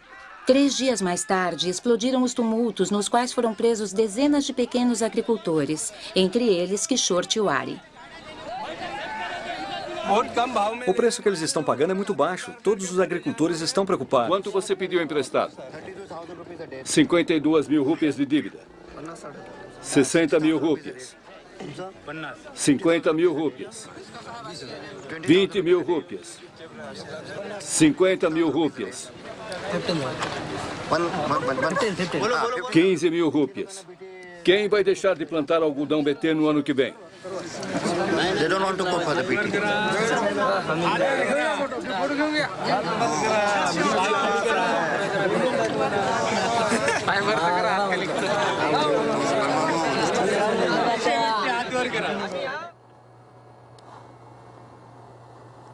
Sementes do Suicídio é o nome do livro da física Vandana Shiva. Ela recebeu o Prêmio Nobel Alternativo e dirige a organização Navidânia, cujo objetivo é a conservação das sementes convencionais. Chega de transgênicos. Nova Delhi, Índia. No início, Vandana Shiva lutou contra a primeira Revolução Verde, que trouxe a agricultura industrial para a Índia na década de 60. Atualmente, ela denuncia o que chama de Segunda Revolução Verde, a dos cultivos transgênicos patenteados. A diferença é que a primeira Revolução Verde teve origem no setor público e foi comandada pelas entidades governamentais que controlavam a pesquisa. Já a segunda Revolução Verde foi deflagrada pela Monsanto. Foi uma revolução promovida pela Monsanto. A segunda grande diferença é que a primeira Revolução Verde tinha como objetivo oculto a venda de mais produtos químicos, mas o objetivo primordial era produzir mais alimentos, era segurança alimentar. E sim, se produzia menos leguminosas, menos oleaginosas, mas se produzia mais arroz e trigo que alimentava o povo. A segunda Revolução Verde não tem nada a ver com segurança alimentar. Tem a ver com o lucro da Monsanto. É só o que interessa. Sempre foi dito que a engenharia genética era o caminho para chegar às patentes, mas as patentes são seu real objetivo. Se olharmos o planejamento de pesquisa da Monsanto, veremos que no momento eles estão pesquisando cerca de 20 cultivos diferentes com genes BT. Não há nada que deixe intocado. A mostarda, o quiabo, a berinjela, o arroz, a couve-flor. Uma vez que estabeleceram a norma, esta semente passa a ser propriedade deles. Royalties podem ser coletados. Vamos depender deles para cada semente que plantarmos, para cada produto que colhermos. E se eles controlarem as sementes, vão controlar os alimentos, e isso é estratégico. Claro, é muito mais poderoso do que bombas, mais poderoso do que qualquer arma. É o melhor método para controlar as populações mundiais. A Monsanto respondeu à argumentação de Vandana Shiva exibindo seu compromisso, integridade, diálogo, transparência e compartilhamento. Queremos participar de forma construtiva deste processo em conjunto com os países do mundo. Queremos encontrar respostas para todas as questões. Os produtos precisam ser seguros para o meio ambiente. Precisamos saber como eles vão afetar a biodiversidade, como vão afetar as outras plantas, os insetos e os pássaros. E quanto ao cruzamento genético? O que acontece se os transgênios cruzarem com plantas nativas? Para mim, isso significa, acima de qualquer coisa, escutar atentamente e respeitar todos os pontos de vista. Apesar de sua aparência tranquila, Robert Shapiro tocou em um assunto que preocupa os adversários dos organismos transgênicos, a contaminação transgênica, que a Monsanto prefere denominar de presença acidental que faz parte da natureza. Segundo um estudo dirigido pelo professor Dr. Ignácio Chapela, os transgênicos já contaminaram o milho mexicano. Este estudo, publicado pelo jornal científico Nature, deflagrou uma violenta controvérsia. São Francisco, Califórnia, Estados Unidos. Durante 15 anos, trabalhei com comunidades indígenas em Oaxaca, no México, e elas desenvolveram a capacidade de analisar o seu próprio meio ambiente, elas mesmas. Um dos meus alunos decidiu treinar as pessoas para detectarem organismos transgênicos. Levamos conosco o controle positivo do milho americano, que sabíamos ser transgênico. E estávamos procurando por um controle negativo, quando nos lembramos que o melhor controle negativo seria, sem dúvida, o milho das comunidades locais, que todos acreditávamos ser o mais limpo e o mais preservado de todo o mundo. A grande surpresa foi quando olhamos as amostras locais e vimos que o que acreditávamos ser milho não transgênico já continha DNA transgênico. Foi realmente uma enorme surpresa para nós descobrir que estas espécies locais, cuidadas e mantidas pelas populações indígenas há milhares de anos, já tinham sido atingidas por contaminação transgênica, principalmente dos Estados Unidos. Oaxaca, México. O México é o centro de origem do milho. Mais de 150 variedades locais podem ser encontradas somente na região sul de Oaxaca. Esta enorme biodiversidade é um tesouro, o reservatório genético de milho do mundo. Milhões de agricultores mexicanos o vêm mantendo há milhares de anos. Este milho é para a família? Sim, só para a família. Nós o usamos para fazer tortilhas. Este ano ele ficou em um tamanho ótimo, por isso vamos guardar as sementes para cultivar no ano que vem. Vocês não compram as sementes? Não. Trocam? Sim, é um sistema de troca já tradicional.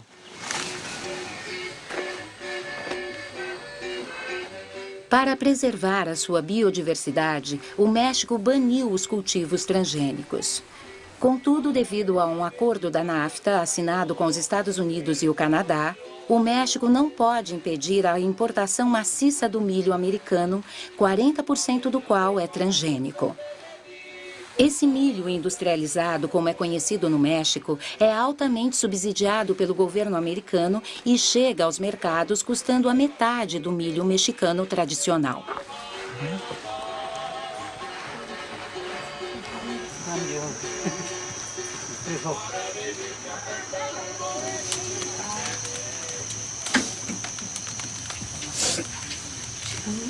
Posso falar com você enquanto faz as suas tortilhas com milho local? Pode. É natural, rende mais. E também alimenta mais, porque vem de um solo puro.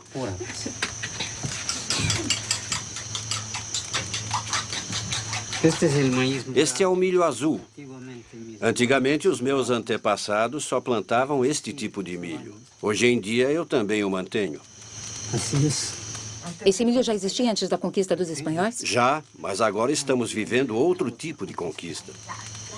Que conquista?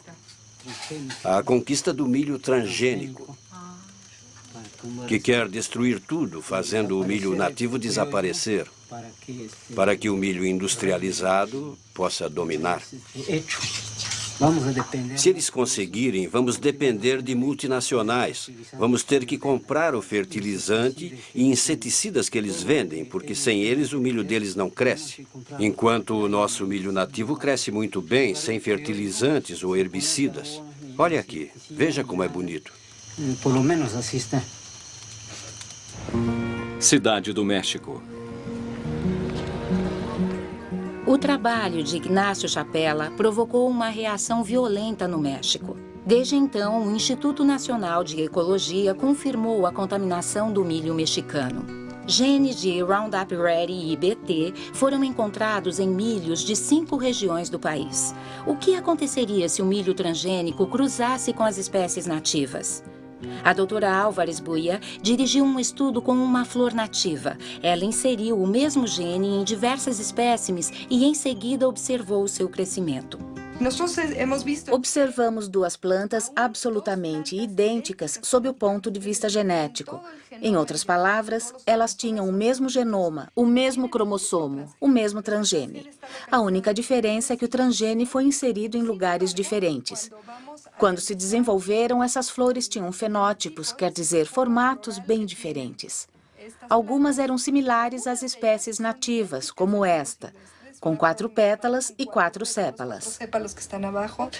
Mas outras tinham flores anormais, com pelos anormais e pétalas de formatos estranhos. Algumas, então, eram realmente monstruosas. A única diferença nestas plantas foi o local de inserção do transgene, que foi escolhido aleatoriamente. E o que pode acontecer com o milho?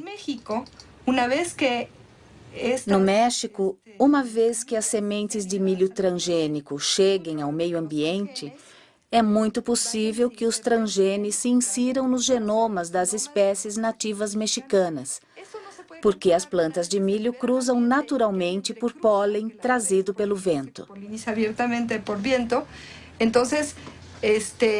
Sendo assim, nosso temor é que o milho nativo seja incontrolavelmente afetado. Sierra Juárez, Oaxaca, México. Bom dia. Gostaria de convidá-los para uma palestra sobre as novas doenças que estão afetando o nosso milho devido à contaminação transgênica. Aldo lidera uma organização de povos nativos. Durante 2 anos, conduziu uma campanha de informação nas comunidades de Oaxaca, em cujas plantações os temores de Helena Álvares já foram confirmados. Vou apresentar-lhes algumas fotos de plantas de milho que encontramos na região de Sierra Juárez.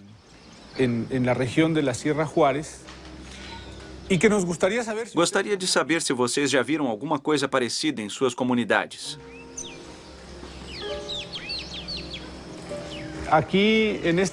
Vocês podem ver que há alguma coisa muito estranha acontecendo. Nesta planta, por exemplo, podemos ver uma ramificação de espiga aqui e outra lá.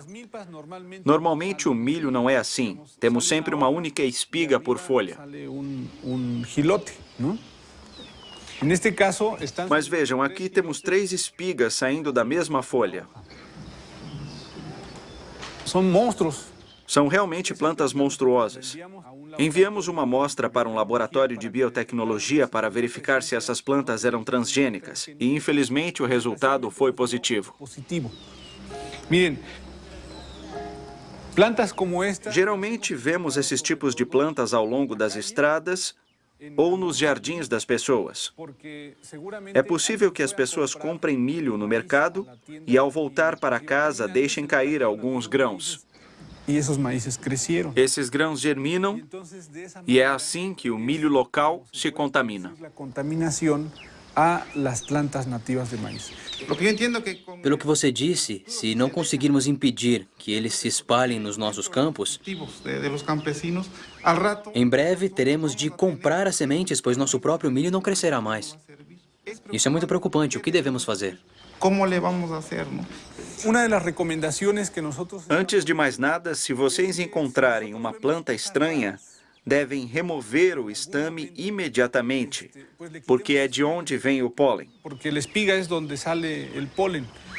E sempre devem observar as suas plantas com muita atenção. Você não acha que esta seja mais uma estratégia da Monsanto, que o que eles não conseguiram por meios legais esteja sendo forçado via contaminação? Sim, andamos nos perguntando se essa contaminação não seria intencional. Se o centro de origem do milho for contaminado, o resto do mundo virá atrás. A contaminação beneficia apenas multinacionais como a Monsanto.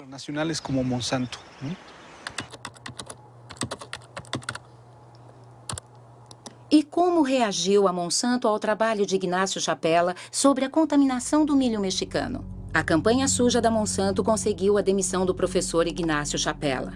Uma matéria de Jonathan Matthews que lidera o GM Watch, um serviço de informações sobre organismos modificados geneticamente sediado no sul da Inglaterra. Norwich, Inglaterra.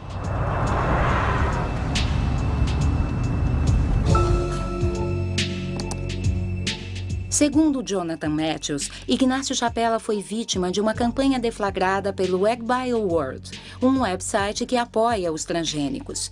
Na véspera da publicação do trabalho na Nature, uma certa Mary Murphy enviou um e-mail que a AgBioWorld distribuiu para milhares de cientistas de todo o mundo.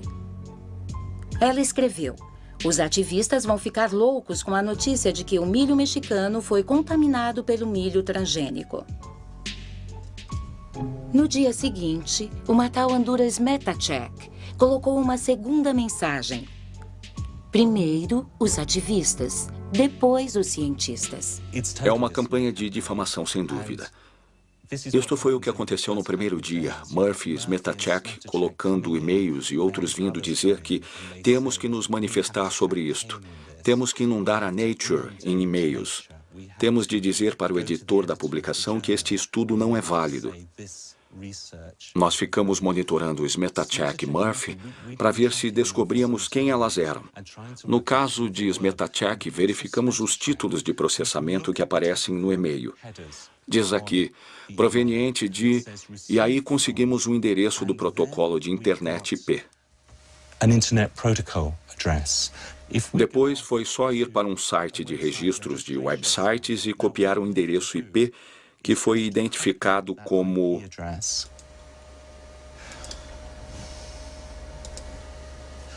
pertencendo à organização Monsanto sediada em St. Louis.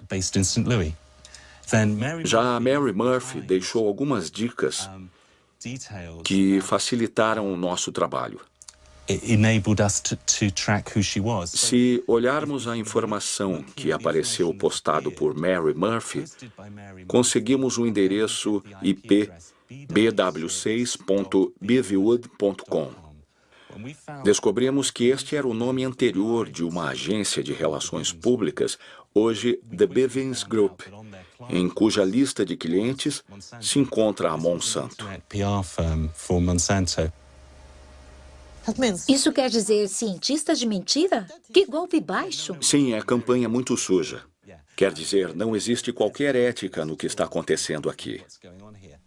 Trata-se de uma organização que está determinada a forçar a entrada de seus produtos em países no mundo inteiro, determinada a acabar com a reputação de quem quer que se coloque em seu caminho.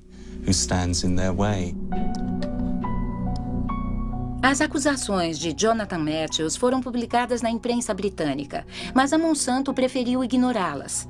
E enquanto continua em sua ascensão sem tréguas, a empresa divulga sua visão de um mundo transgênico no qual as questões da fome e da preservação do meio ambiente serão resolvidas em perfeita harmonia.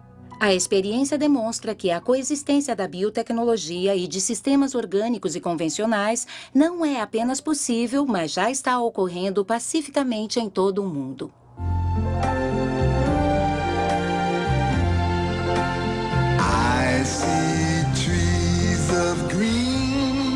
Imagine um mundo que preserve a natureza, o ar, os rios, onde a gente possa produzir mais com menos agrotóxicos, sem desmatar as florestas. Você pensa num mundo com transgênicos.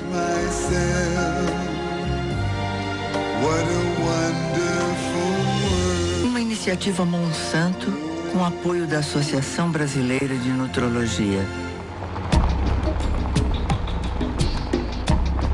Paraguai.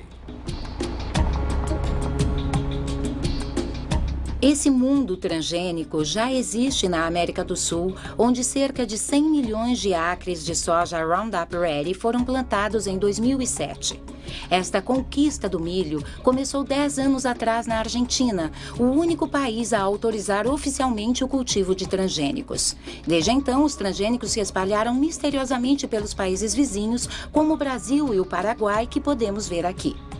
Em 2005, o Paraguai finalmente legalizou os plantios contrabandeados, com o objetivo de reservar a sua soja nativa para as exportações para a Europa, onde os produtos transgênicos devem obrigatoriamente ser rotulados.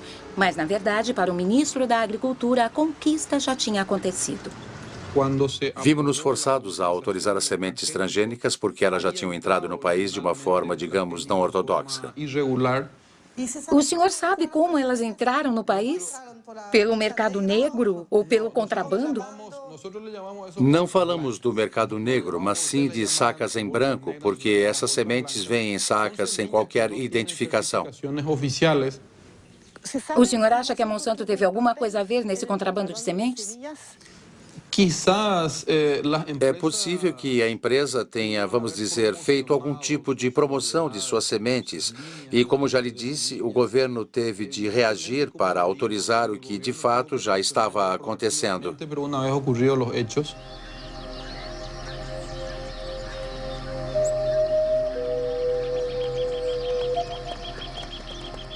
Qualquer que seja a origem deste contrabando, o fato é que ele foi extremamente rentável para a Monsanto. Assim que os plantios foram legalizados, a empresa passou a receber royalties sobre cada tonelada de soja que o país produziu, tal como no Brasil.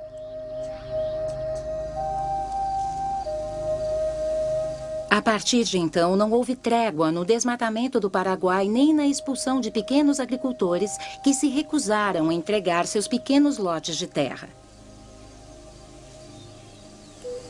Jorge Galeano dirige uma organização de pequenos agricultores que luta contra a proliferação do que ele chama de deserto verde. O que temos aqui é um exemplo da extensão do plantio de soja transgênica. Na verdade, é uma monocultura que destrói tudo à sua passagem. Antes tínhamos campos cultivados com tudo o que uma família precisava para viver. Plantas, árvores, mandioca, milho. Você acha que os plantios transgênicos podem coexistir com os plantios dos pequenos agricultores? Não, estamos certos que não podem. São dois modelos incompatíveis que não podem coexistir.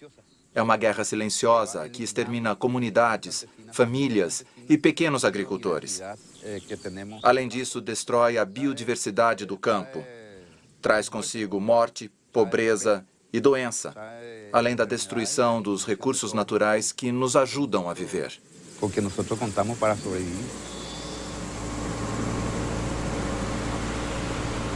Hoje, o herbicida Roundup é pulverizado em todo o Paraguai por pulverizadores manuais ou mecânicos dirigidos por trabalhadores sem qualquer proteção. O herbicida é pulverizado bem na porta das pessoas ou perto das culturas de subsistência dos pequenos agricultores. A cada ano, os plantios são destruídos e milhares de pessoas contaminadas. Como esta família, que está rodeada pelos transgênicos da Monsanto. Os pais estão preocupados com seu filho Pedro, porque ele atravessa os campos de soja todos os dias para vender as tortilhas feitas por sua mãe.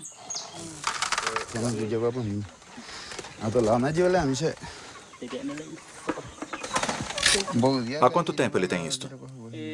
Começou há 15 dias. Começou no pé dele e depois se espalhou. É como sempre começa.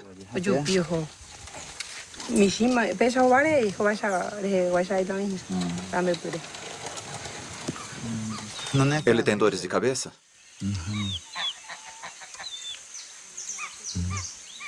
Está comendo? Muito pouco. Hoje ele não comeu o que eu fiz para ele. E tomou apenas um pouco de suco de frutas. E o irmão? Está melhor.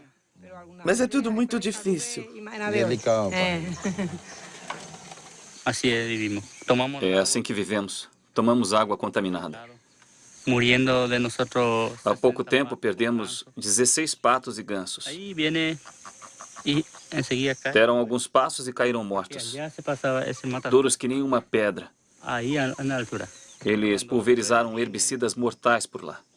E quando chove, a água chega até aqui. Como os patos vivem na água, este é o resultado. No Paraguai, 70% da terra agricultável pertence a apenas 2% da população. Com os transgênicos, essa concentração está aumentando. 3/4 dos agricultores de soja são estrangeiros que buscam tomar posse deste novo ouro verde. O veto a rações de origem animal após a crise da vaca louca e a recente euforia com os biocombustíveis fizeram os preços da soja disparar e aumentaram a demanda por sementes Roundup Ready. Segundo o último censo realizado no Paraguai, a cada ano 100 mil pessoas deixam as áreas rurais para viver em favelas urbanas. Destas, cerca de 70% fogem da soja transgênica da Monsanto, cujo destino é a alimentação das galinhas, vacas e porcos da Europa.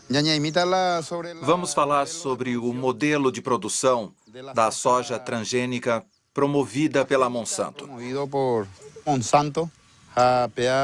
Trata-se de uma autêntica multinacional presente em todo o mundo.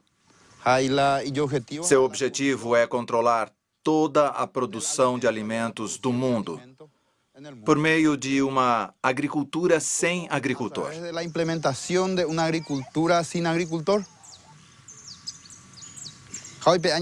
A consequência é que a Monsanto está nos privando de nossa soberania alimentar, da nossa capacidade de alimentarmos a nós mesmos sem depender de ninguém mais.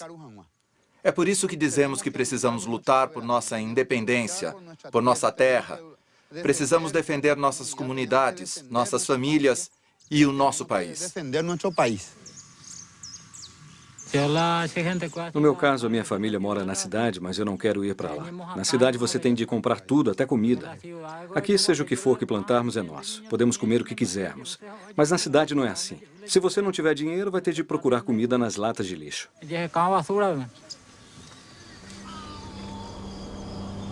A luta destas famílias para sobreviver comove a todos nós. Em 2007, a Monsanto empregava 18 mil trabalhadores em 50 países. Também em 2007, as suas ações não pararam de subir e os lucros chegaram a $1 bilhão. Entre seus acionistas contam-se não apenas fundos de pensão e bancos, mas também milhares de pequenos investidores.